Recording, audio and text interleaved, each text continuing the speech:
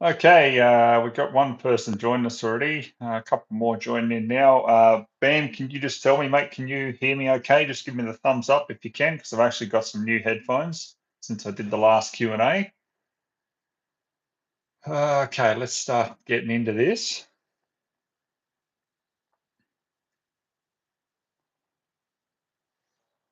Cool, so you guys can hear me all right. So please just give me the thumbs up if you can.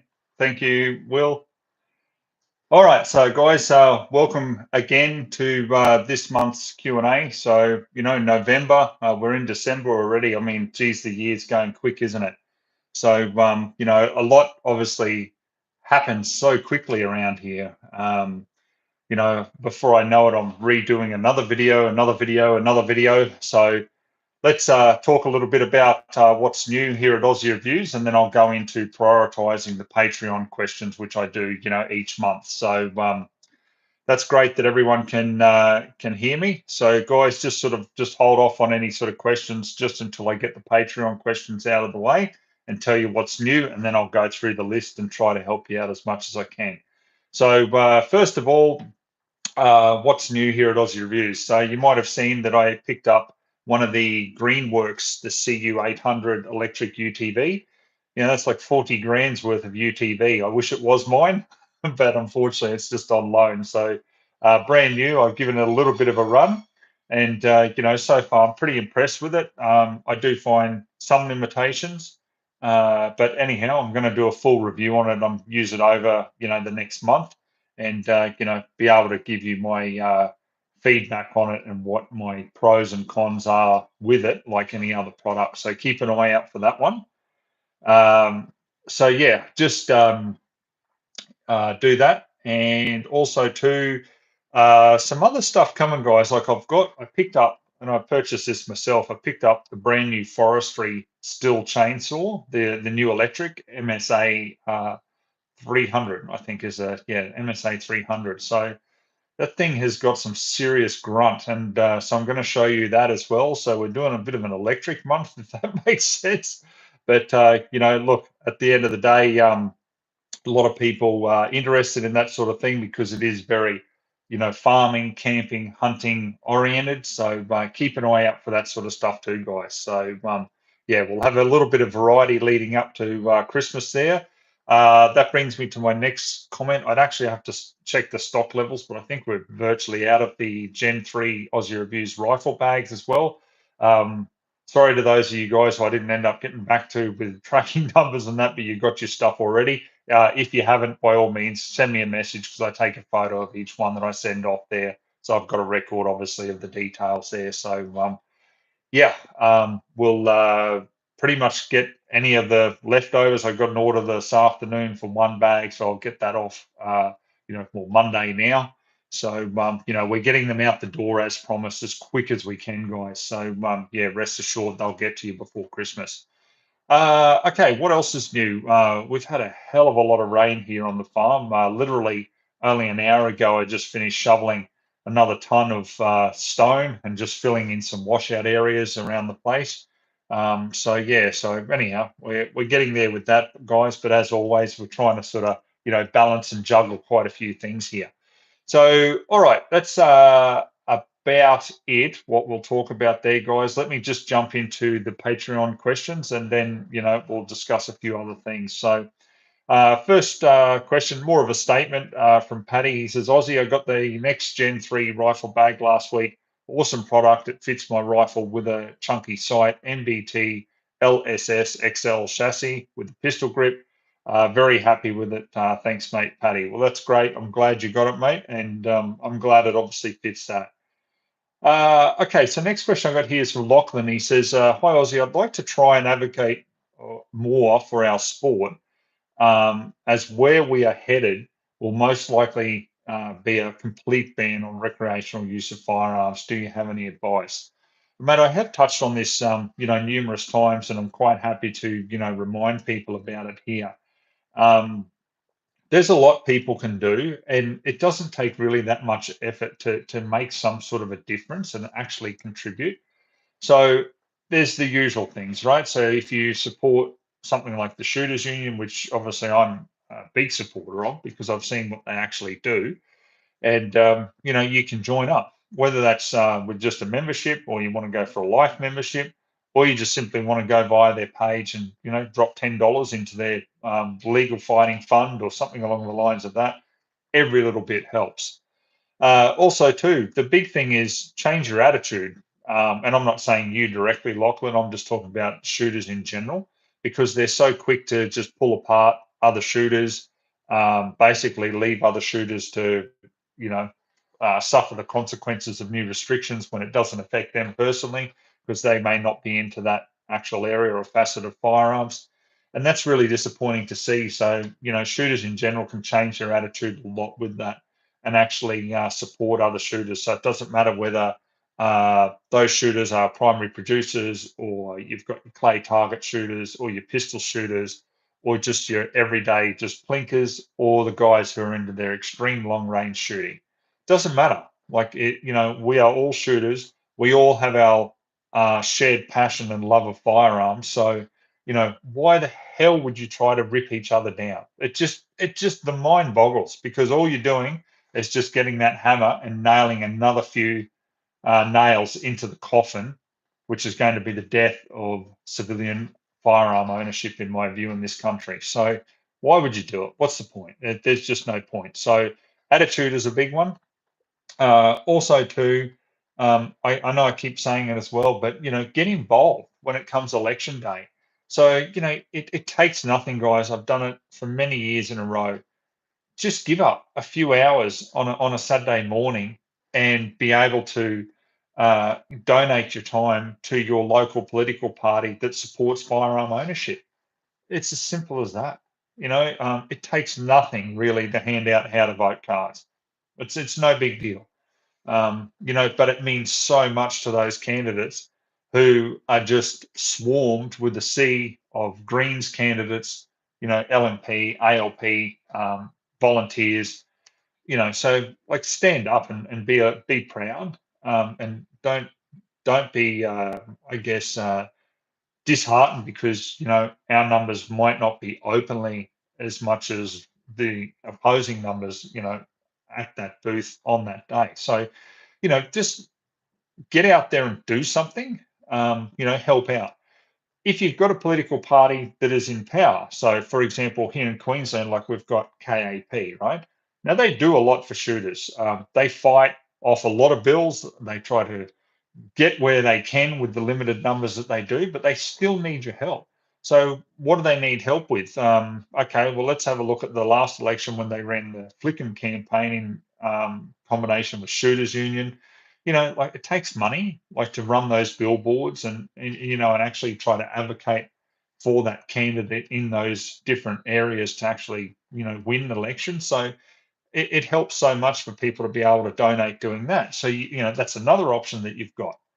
But the biggest thing that you can do, and I am convinced of this, is take someone to the range. Give up a day and take someone to the range. Think of how cool it would be if, in your workplace, you said, "Hey guys, I'm taking a few people to the range this Saturday. Who'd love to come along?"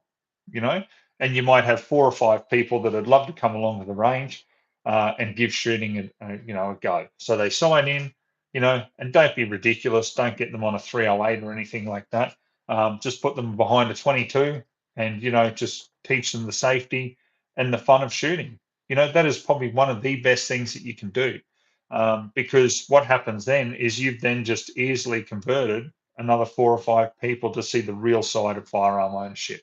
Okay, it's not out holding up a 7-Eleven with a sawn-off shotgun or an illegal pistol or something like that. It couldn't be further from the truth. So, you know, invite people actively to get their firearms license. If they love shooting, show them the steps to get their firearms license. Organize for them to do a safety course. If you've got, for example, say hypothetically 10 odd people, and I've done this numerous times, organize with a firearm instructor, say, look, I've got a group of 10 odd people. Would you be happy to come in and run a safety course? Simple as that. So, generate the numbers that will strengthen the future of shooting here in Australia. That's the way I look at it. Also, too, when it does come to elections, talk. You know, get online, talk about policies, talk about the real side of firearm ownership because people are very persuaded. A lot of people go to elections or voting day, I should say, and they're still not sure, and they can be easily persuaded.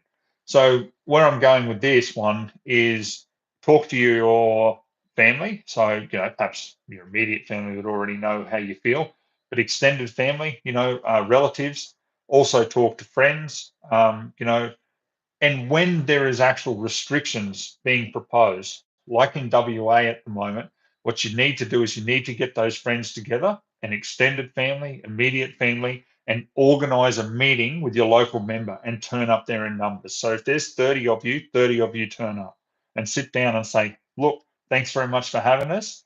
This is our view on these restrictions. We reject each and every one of them wholeheartedly, and we're just here to tell you if you support that, we will vote against you at the next election. And that means a lot. That means a hell of a lot with politicians because they go, okay, well, geez, our popularity is slipping here. So there's a good chance we're not going to get back in and enjoy that big fat paycheck next election. So, that's very important as well. So that's what you need to do. So, I know it's a little bit long winded there, Lachlan, but that's what you need to do to get out there and legally do something about it. I've had all sorts of crazy suggestions before from, storming like Parliament House and all this sort of thing. Like, that gets you nowhere. You're just going to get arrested. So what's the point in that? There are many, many legal avenues that are very effective in, obtaining change here in Australia. And it's your right to do so. That's why we live in a democracy. So take advantage of it. That's all I can say on that. Okay, so next question I got here is from Wayne. He says, hi Ozzy, every time I buy a new rifle from gun shops, the people there always tell me to buy a couple of different ammo types to try to find out which one the rifle likes. Ammo is expensive. Should I actually try different types or just use the cheapest? Well, mate, what you should do is look and see if I've reviewed it first because I do the hard work for you and I spend the money on the ammunition. So, I mean, that was one of the founding principles of Aussie Reviews. What I wanted to do was each firearm that I get, I'll find out which ammunition shoots the best to save you at home the pain, the time, and the money of doing it yourself. So, and I do have a couple of friends who do loan me firearms when they first get them, and they're like, "I'm not sure what it shoots with," because they know damn well that I'm going to go. I'm going to mount the scope. I'm going to get out there. I'm going to buy different types of ammunition. And I'm going to come back and say, yeah, it's this type of ammunition. Plus, their rifle will be, sighted in. So it's a good deal for them. So, I don't know who the stupid one is. Maybe I'm the stupid one there. But yeah, mate, definitely look. And if I haven't, in all jokes aside, if I haven't reviewed a firearm, so you can't compare my results with different types of ammunition that I've used, by all means, buy a pack of different types of ammunition. It's really important. I mean, if you can get away with a cheaper ammunition that shoots consistently, well, and that's the key here, consistently. So because there's nothing worse than, say, for example, some of the cheaper ammo, every maybe third, maybe fourth or fifth shot, you seem to get a flyer. It doesn't seem to shoot consistently well. Well, how's that going to work for you when you're out hunting and you might have that one opportunity in a lifetime to take, a deer and all of a sudden you shoot and you miss, because you're not confident in the ammunition. So it's very important to obviously get decent ammunition that is consistently accurate through your rifle, and try to find that balance between accuracy and price point. Because, you can go ridiculous and get outstanding accuracy, but you can lower the price of that and still maintain decent accuracy for the purpose that you're, wanting that set up for. So I hope that answers your question there, Wayne. Okay, so next question I've got here is from Nathan. He says, hey, Ozzy, I'd like your opinion on selecting the right ear protection, primarily for use in hunting situations. Earmuffs or plugs or any type are really fine for target and range days, but when I'm out hunting, what would you recommend? Last hunt, I took a pair of earplugs, the foam style ones, and missed an opportunity on a boar because I didn't have plugs in and didn't want to blow my ears with the shortened barrel 308. That's understandable. Electronic earmuffs could work, but probably get very hot, sweaty, and uncomfortable when used for hours. Your input would be great. As always, cheers, mate, Nathan. Mate, as I've said when I reviewed the Sens digital plugs, they're the ones that I use. Not cheap, but a very high quality plug. And, it's just a molded, like they actually mold it. The mold is taken of your actual ear.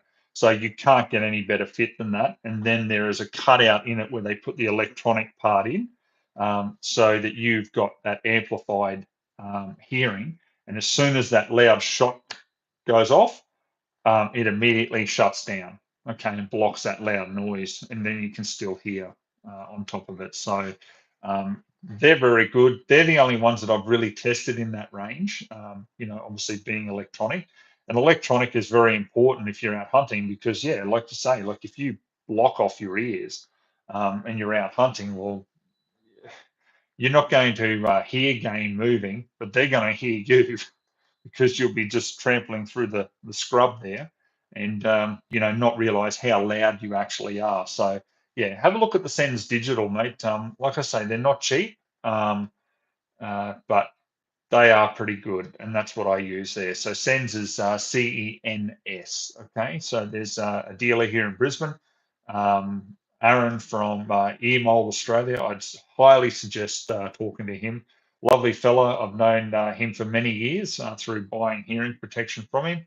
Yeah, believe it or not, I buy it. It's not given to me. So yeah, have a talk to him. Really knowledgeable guy and a really lovely fella too. So yeah, check them out. Okay, so next question I got here is from Stuart. And okay, so I'll read part of this out, but it comes back to what I spoke about when I answered the first question here from Lachlan about advice on advocacy. So I won't bore everyone with repeating that, but basically Stuart talks about here, of needing more activism and, which way, we should be going about that and talking about how shooters do pull each other apart. But talking about going to sort of next level, like, such as podcasts, alternate news channels, et cetera, et cetera. And his view is, if we rely on shooters alone, it'll be the death of all of us, which, I tend to agree because look at WA right now. I mean, 13,000 out of 90,000 shooters decided to stick together. Like, that's just pathetic. It should be 90,000 out of 90,000 shooters should stand as one and send a very, very clear message, in my view, and then you'd have a complete different outcome. So yeah, and he even talks about taking people to gun range. So yes, look, in addition to what I said to Lachlan, I won't go on and on about this because I don't want to take up this live Q&A with this solely. But yeah, more podcasts that that pop up and people want to start talking about shooting and getting the message out there. I mean, I've spoken to a couple of podcasts now. I was speaking with Kate Fentanyl in WA recently. Like I like to encourage people to become a part of that sort of thing. So, you might be really wanting to start a podcast. Well, do it. I had, for example, this is another thing as well. I had a guy message me just the other day and was asking me what I thought about a shooting rest that he made. Just an Australian guy, typical Australian innovation in his shed, made a bench rest, and looked fantastic. And I said to him, are you going to be selling these? And he said, oh, mate, I don't know. Like, you could see he just wasn't, 100% confident that perhaps shooters might not, support him and that. And I said, give it a go. Like, if I'm more than happy to test one. If you're going to sell them, I'll give you my honest feedback on it. So, just yeah, like it's just that's the sort of thing we need to support everyone who wants to give things a go. Like I said, as I've said many a times, like Doesn't mean that you have to blindly support people. Like, if they're making something that doesn't work for you, it doesn't mean you have to buy it or anything like that. But, just at least encourage everyone to have a go. Yeah, if they don't make it, they don't make it, but just still be as supportive as you can. So, yeah, that would definitely be my advice. So to get back to Stu's question there, in addition to what I've already said to Lachlan, yeah, by all means, more podcasts, more people talking, more people doing YouTube, for example. There's got to be more and more information out there because, I mean, look, I can't cover it all. You know what I mean? Like, if I had nothing else to do in my life, then perhaps every day I might be able to cover every facet of shooting. But I mean, it's hard enough to get to a range to do pistol reviews, but I still do them.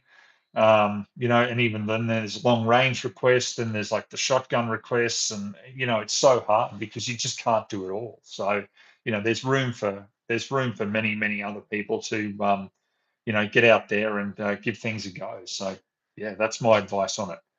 Okay, guys. So let's have a bit of a look here. And I'll start to go through some of the questions here, right? Let me just scroll back here. Yeah, someone's commented here, Earmold Australia team of legends. They are. They're like Aaron from Earmold's a really nice fella. Got a lot of time for him. Okay, so all right, let me scroll down here. Let's see, pick one here. Okay, so Badger says here, did you play with the Sulan a little more after your review? If so, any more thoughts? Yeah, I did, mate, and it's exactly the same as what I thought in the review. Keep in mind I had reviewed the straight pull Sulan as well, so not just that lever release one. So yeah, I mean, I actually had the importers contact me and they actually apologized about the crappy site. They said that they've had, I think, three of them now, which is pretty good considering the amount have come in. But hey, Murphy's Law, if there's something that goes wrong with a firearm, I seem to end up with it. Um, there's several reviews that I could rattle off there about reviews, and importers haven't been very happy about it. But hey, guys, like they don't pay me. You guys are my supporters, and especially you guys who support me on Patreon and also buy my merch. Well, you're the guys who support me. So, I'm not going to change there at all. All right. Okay, let's go down. Um, okay, so guy asked here, Bam, he says, how did you buy the piece of land you're living on right now? Is it where you shoot your videos? Did you go through real estate agent, find property? Did you buy it for shooting or farming? Mate, good question. So what I did on this block that I'm on, because I used to shoot on very close family and friends properties. There was a couple of them that I used to shoot on. So yeah, basically, well, just hang on here.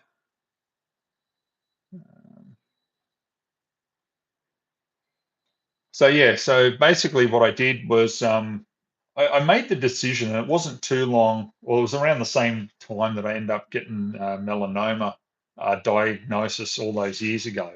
It's yeah, it was something that really pushed me to do what I wanted. Little do you guys know, in teenage years, I used to live in Europe, and I was very much looking at farming land even then. Because when I was younger, we had a fairly large family property that my cousin runs to this day, 5,000 odd acres. So, yeah, a pretty big property. So it was always in me. I always enjoyed that. And I was shooting since I was six. Yeah, just on six, the first time I started shooting. And then, yeah, I continued on, and just the love of that lifestyle was always there. So yeah, just real estate. If you jump onto like realestate.com.au, I mean, you can look around at numerous rural properties. Farming was something that was always in the blood, so that's what I wanted to continue on with. So beef cattle farming is obviously what I do here. So Yeah, mate, it was purchased to do that because where I was living on property, um, I was on about an hour out of Brisbane on the north side on property, and I was looking at expanding there, and it was just too expensive. It was just ridiculous. So, I wanted to find something that was more genuinely a farming area rather than more of those subdivided blocks, that cost so much money. So, yeah, so ended up doing that, and yeah, just haven't looked back. It's a lifestyle that I want. I don't like going to ranges. I certainly don't like loading and firing single rounds only. I just think that is the most idiotic thing I have ever come across.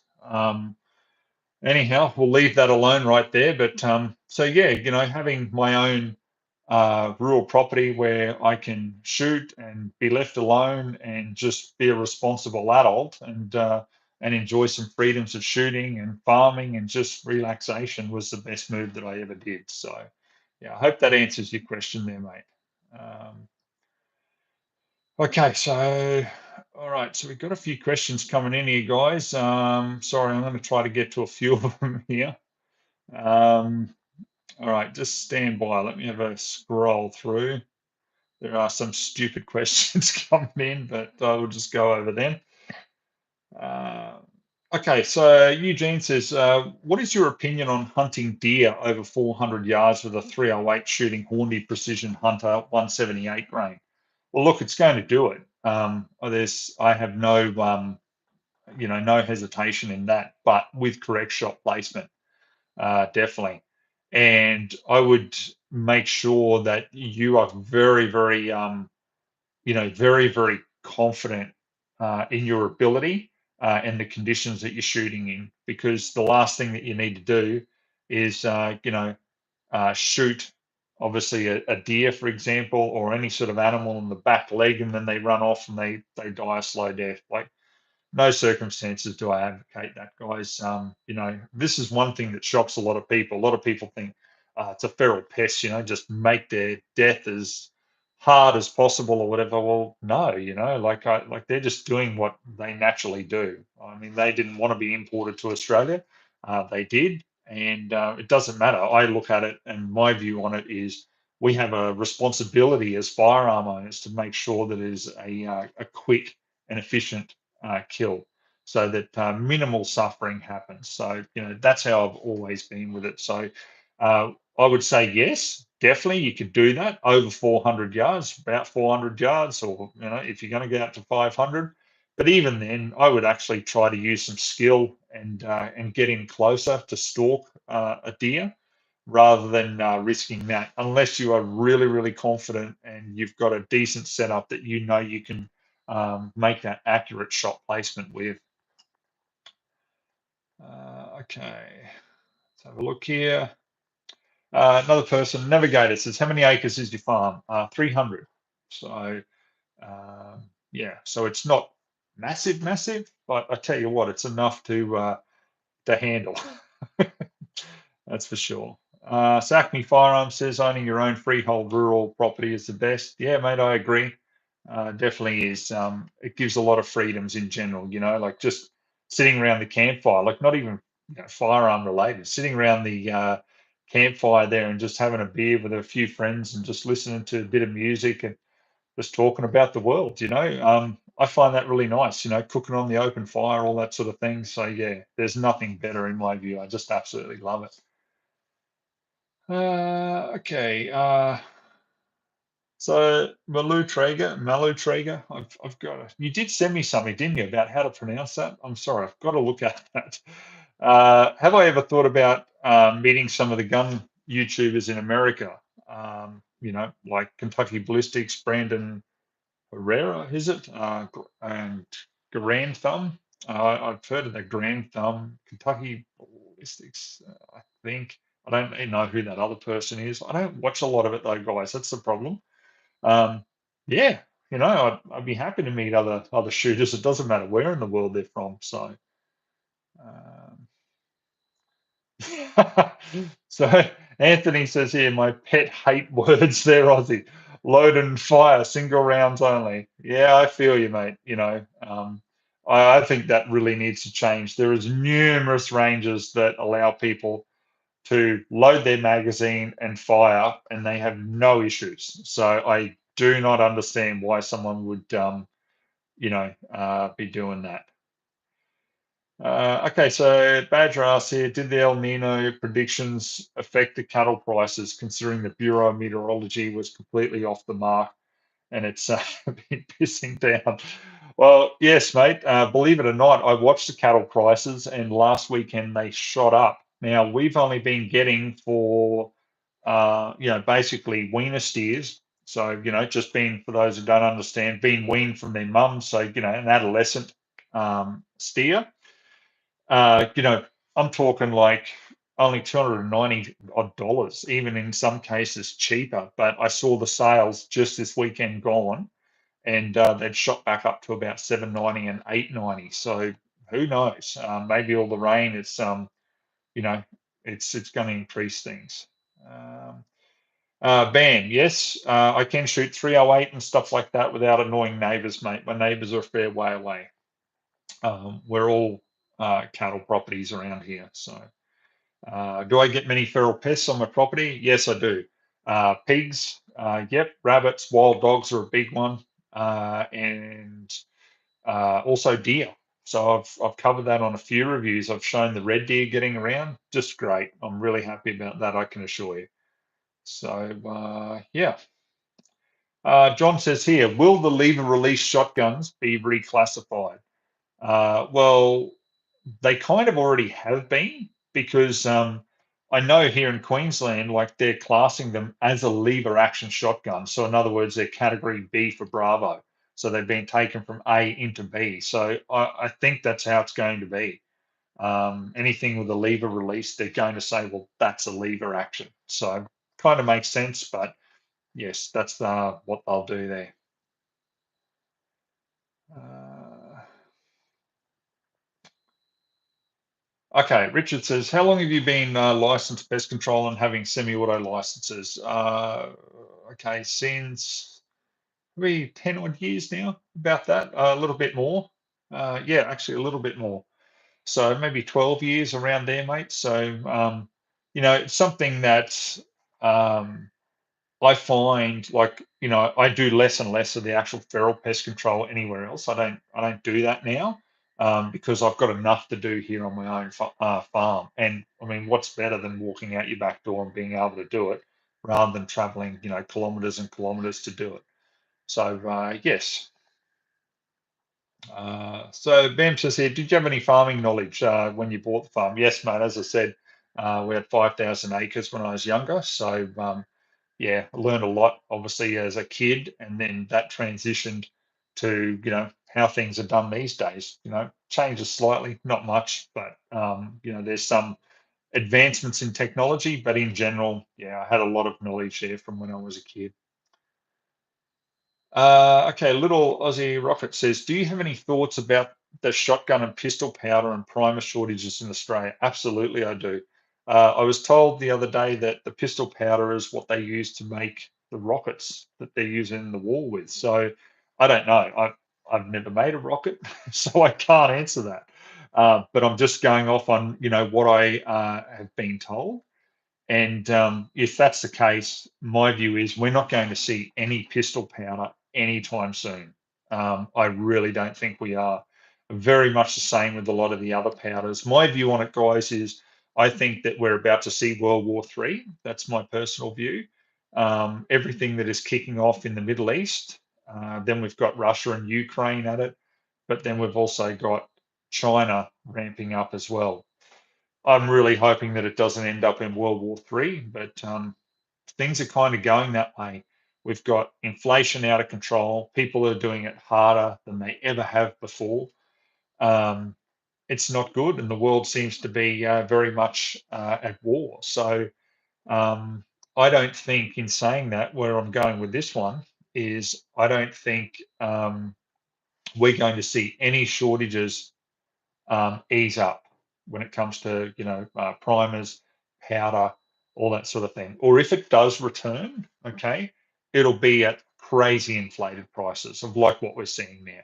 You know, so yeah, uh, we'll see. We'll see what happens. But I don't think that we will ever see ammunition in general and associated, primers, powder, etc., go back to how it used to be with availability and also with price. Um, okay, so Acme Forum says here, Invic lever release shotties are now classified as bolt action and now changing from Cat B to Cat A. Okay, that's interesting to know. Liam says Taipan X review coming soon. New Taipan colours also just released. Mate, as I said, I'd jump at the chance to review one. Doubt I'd be dealing with Taipan themselves. The way they behaved with everything was just absolutely appalling in my view. Um, yeah, if I have an opportunity to review one, yep, I'll review one and give you my honest thoughts on it. Okay. Mohammed says here, do you shoot clay targets? No, mate, I'm not a clay target shooter at all. I've only done it probably, let me think, I could count on one hand how many times I've done it. So yeah, no, I'm not, mate. Sorry. So M. Gabriel, Missouri here. Where in Australia is Aussie Reviews? So, mate, probably the easiest way for you to try to see or have an idea of where I am. I'm in the state of Queensland. So if you put in Brisbane, you'll see that's the capital. And I'm over an hour from there. But yeah, just look at Brisbane, Queensland, and you'll see where that is on the map and get a fair, understanding for it. So it's on the east coast of Australia. Okay, William says here, Winchester need to bring back Australian-made ammo, even if it's rimfire and shotgun ammo. Yeah, look, I agree too. And it's got to be quality as well.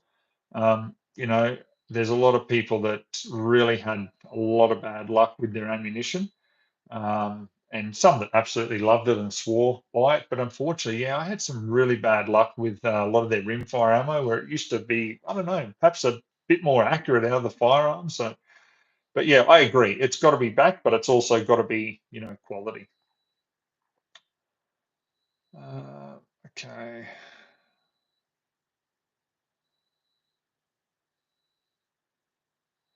So Richard says here, keep up the great work. Your channel is very informative. The reviews are great. Help me choose my last rifle. I reckon you're the #1 advocate. Mate, I appreciate that, but tell me about what you got. Tell me what rifle you got. I'm very interested to hear that.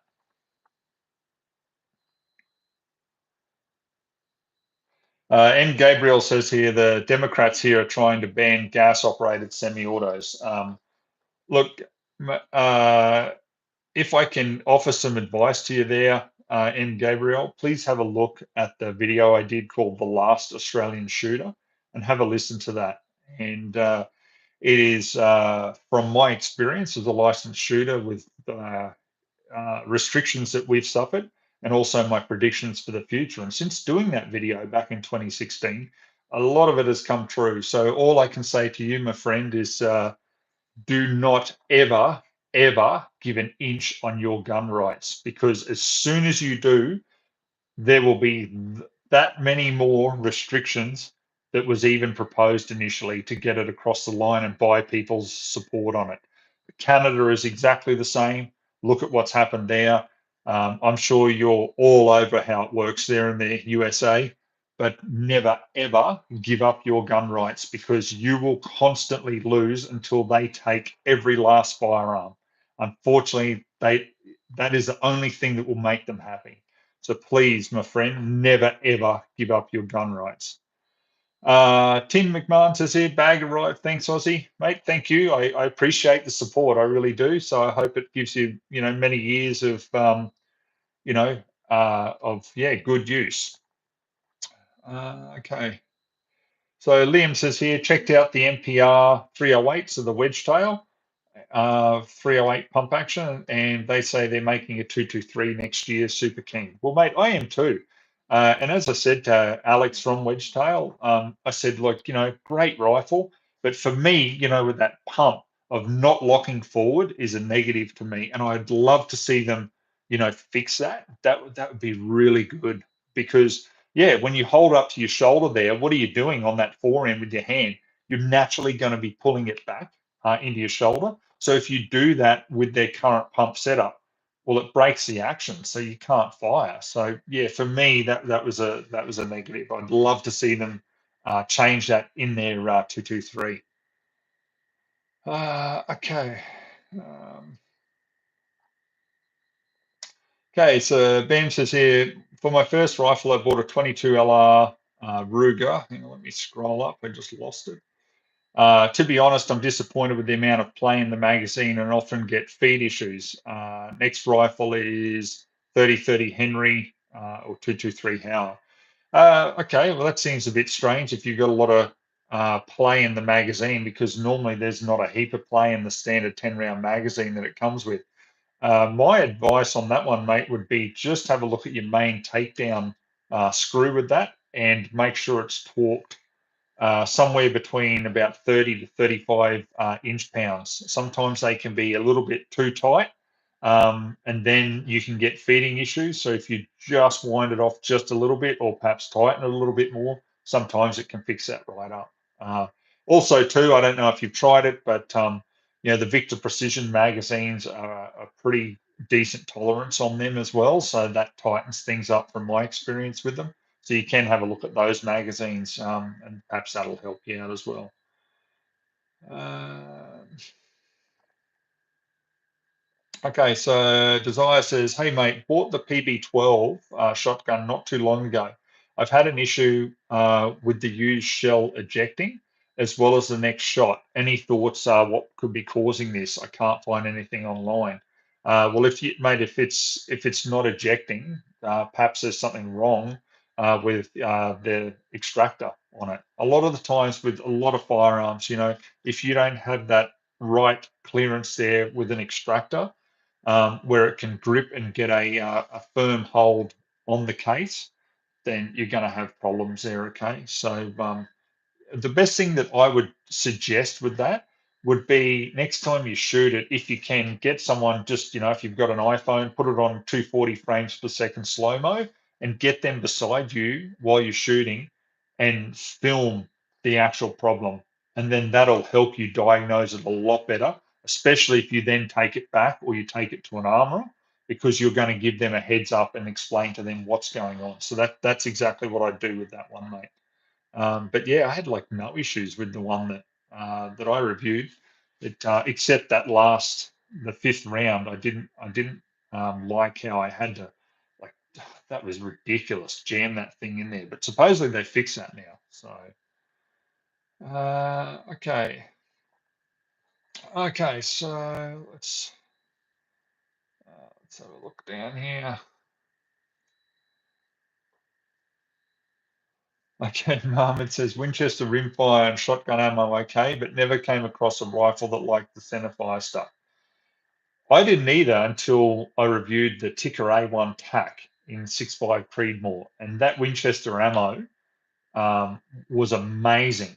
And I couldn't believe it. The 140 grain in 6.5 Creedmoor, five shots at 100 into zero point 0.3 of an inch straight out of the box. So I was really, really happy with that. And yeah, I was surprised. Okay.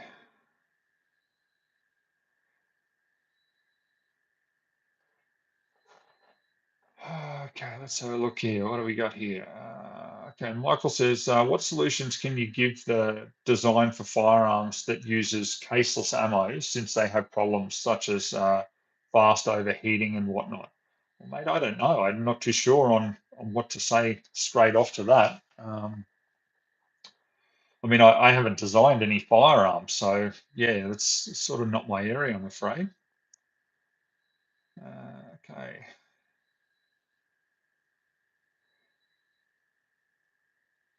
Okay, so M. Gabriel says here, which Australian territory has the best or worst gun laws? Okay, so there's only a couple of territories down here, the rest are states. So at the moment, probably Western Australia with their restrictions is probably the worst, although New South Wales is pretty bad as well.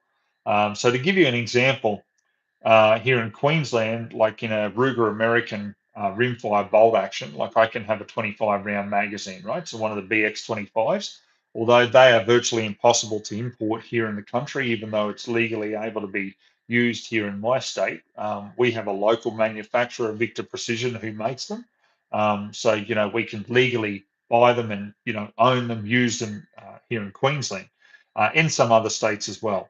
The crazy thing about it, just to give you an example of it, is if we go over the border into New South Wales with that, we're in hot water, big time. So, yeah, there's an example. Another example is New South Wales. I mean, they're very, very strict with you can't have a collapsible stock and everything. It's just crazy in my view. But anyhow, down there, you can have a bolt action in 50 BMG. Yet the same state bans the Savage Rascal because it's too short in their view, the single shot 22 LR designed for children. I don't know. So that's just some factual examples. You can make up your own mind with that one. You're probably over in the States shaking your head on that one, but have some sympathy for us who have to endure those laws down here. That's why I say don't ever give up your gun rights. Okay. All right, scroll through here. Brent says here, hey Aussie, what do you think of WA trying to bring in gun laws of owning 5 firearms if you're a recreational shooter? Well, that's the building blocks, mate. That's what it'll start with. But in years to come, it'll be 2 firearms or 3 firearms. This is what they do, unfortunately. They utilize what they seem to believe is reasonable gun laws to attract support. And a lot of shooters, because they don't want to do anything, and they think it's easier to accept the restrictions, and they're not that bad. So, okay, we'll accept them. And then where are you left? You've got the building blocks there to then just tightening and tightening and tightening as time goes on. And that's what will happen. So it may be 5 firearms, but it'll be down to 3 soon. And then it'll be down to 2, and then 1, and then nothing because they don't stop. People who say, oh, no, they do. Really? Well, since 1996, they haven't stopped. So tell me in which state or territory they've stopped and said, we're going to call it a day. We're happy with the gun laws now. It's all good. No, even when they get rid of the semi-autos like they pretty much have. What are they doing now? They're attacking bolt actions. How many fools argued with me when I started posting about this 7, 8 years ago now and saying they will never touch bolt actions? Really? Really? Like, it's just so idiotic. And I don't care about shooters going, oh, no, you were right. I don't care about that. What I care about, guys, is shooters just getting rid of that negligent belief that everything's okay and they won't come for our bolt actions. Talk to the people in WA who are having to hand in their own property, their bolt action firearms, because they're now on the ban list, and ask them how they feel about the anti-gun mob aren't coming for your bolt actions. They're coming for the lot. The sooner shooters just wake up and forget all this BS and all the infighting and go, you know what? An attack on any gun rights is an attack on my rights as a licensed shooter, and stand together. That's what needs to happen. No more bickering, nothing like that. Stand together and fight because, guys, we will all lose everything. None of us will be left alone. None of us. Because you know what? Even myself as a primary producer, once they get all the firearms off the general recreational user, what do you think they're going to come for then? The semi-autos from the primary producers. Because I've already heard it being raised at different meetings that have been had in the past with the anti-gun mob, where they say, well, no one should have firearms and farmers should have single shots. It's already been raised. So those ideas don't suddenly just go away.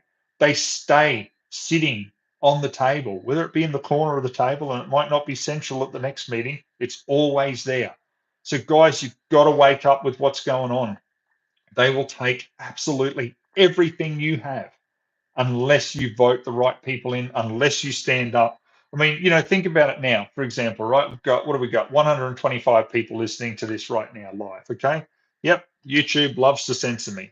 But could you imagine if we had 1 million licensed shooters all stand up right now and say, we're going to donate $1 to the Shooters Union? Could you imagine what they would do with that $1 million when it comes to fighting for gun rights, advertising around political campaigns? You'd see massive change. That's all we got to do. Just join together, forget the bickering, forget the what ifs, and fight. And we can actually get somewhere. We could all be enjoying semi-autos recreationally because we have the numbers. There's 1 million of us Australia wide. 1 million. And then take each of us, if we all said we're going to speak to one friend of ours who may not be a shooter, but they might be into motorbike riding or something else like that, love of the outdoors, camping, and ask them to vote with us the same way we vote. Could you imagine we then double our vote to like 2 million people? Could you imagine 2 million votes all voting as one at the next election? So this is what frustrates me, guys. It's like right there. We are that close to be able to just go, right, we're seizing that and taking that opportunity. But we don't, because most shooters are pathetic, like I've said in previous videos, and carry on like children and just start to attack, and the tall poppy syndromes, and just it's terrible. We've got to stop all that because none of us will have anything left. So you may succeed in attacking the group that you want to attack, but how's that going to work out for you? Because then when they're gone, then they're going to focus on what it is that you love, whether that be clay target shooting or pistol shooting or whatever. We've got to stand together, guys. We have to. So yeah. Anyhow, so the Dirty Fox says here, hit the like, everyone. 130 in the chat and only 23 likes. Yeah, it's true. I mean, look at my subscribers. I'm just shy, a couple hundred shy of 80,000 there, right? Yet a lot of videos, depending on what it is, a couple of thousand views. That's it. The censorship with YouTube is insane. The amount of people after every time I do one of these live Q&As that message me and go, I got no notification, I've got the bell icon on, all the rest, and I've gone, welcome to my life. That's exactly how it is. They just censor the living hell out of me, but I'm not going to stop. They're going to do a lot more than that to make me stop. So anyhow, we'll leave it at that, guys, on that one. Let's have a look here. Richard Smith says, mate, you're right. They will chip away until there's nothing left. A license for a stick. Yep, that is true. That is very true. Bam says, what if we got Elon Musk to tweet about Australian gun laws and the nanny state? Yeah, maybe that'd make a difference. Awareness is a big thing with it. That's for sure. So, okay. Okay, so Taz says here, gel blasters and airsoft are the same. I have been able to play airsoft overseas, brilliant sport, legal in New Zealand, EU, UK. Look, mate, exactly. And the most frustrating thing is, even as I've said on the last Q&A, even with New Zealand, with the tragedy they had over there with the shooting, still they have our equivalent of Cat C freely available on a Category A license over in New Zealand, plus suppressors. Where's the issues? There are absolutely none. So this is what I would like to see advocated for here in Australia. So, okay, so good question here from Sloth. He says, do you think we'll get suppressors legal in Queensland? Guys, a lot of people have asked what's going on with that. And there are some updates, I believe, coming from Shooters Union because we had one of the guys that I spoke to who was suffering basically hearing loss and wanted to get a suppressor for his farm, got knocked back by weapons licensing. They said, take it to QCAT. He took it to QCAT. He then won. Then weapons licensing, like a child with a spoilt child with a ball and just want to take their ball and go home. That was my view on it. Basically applied to QCAT to say, oh, you've got no jurisdiction. Even though we advised him to go to you guys, you've got no jurisdiction to rule on this matter. And then that was supposedly the go. And then he was sort of left in no man's land. But they've since advanced a bit more. And supposedly, because category R is what a suppressor is here in Queensland, um, to take it further in court, even if the court decides as well in his favour, just like QCAT did, supposedly they still can't force weapons licensing to issue an exemption so that he can have a suppressor. I just find that absolutely ridiculous, but that's how it is. So there are still advancements with that going on. I believe Shooters Union, I was advised there last week that they were going to do some announcement on it, and and go from there. So yeah. Okay, so Matt says here 78 likes heading upwards. Guys, seriously, it is that simple. If you just, when you see one of my videos, all you got to do is just hit the like button. That's all you got to do. It helps out immensely because the best thing about it is you're most likely to see updates as well, okay, if you're actually involved. So it doesn't mean you have to comment. I love it when you do. But yeah, just like, subscribe, share the videos, and it'll help me grow. Since I've been doing a lot of the shorts, guys, I've seen some silly comments of people going, "Oh, when will you release a firearm review?" And it was like only like a couple of hours prior I did, but anyhow, some people just don't think before they comment. But I've found my subscriber rate going up quite well, but still, YouTube every single time is taking away the subscribers from me every month. So anywhere between like 1,000 to 1,500 subscribers gone. I even noticed my overall views had dropped dramatically. I'm not talking about just general view rate. I'm talking about the overall views that I've had on my channel. I was up at 30 mil, and now I'm back down at like 24 mil or something. They've just gone cut. So yeah, it's insane. Like you just look at it and just go, "This is real. Like this is happening right in front of my face." So but anyhow, like I say, guys, please, if you just like the videos, keep that going. That means a hell of a lot to me. It's definitely helping overall. That's probably the easiest way I can put that. Okay, so Mohammed says here, are suppressors legal anywhere in Australia without a special consideration? Well, not really, mate. Supposedly in New South Wales, people can get them there, but what you'll find mostly in Australia is they will be limited to occupational uses. So, in other words, feral pest controllers, farmers, etc.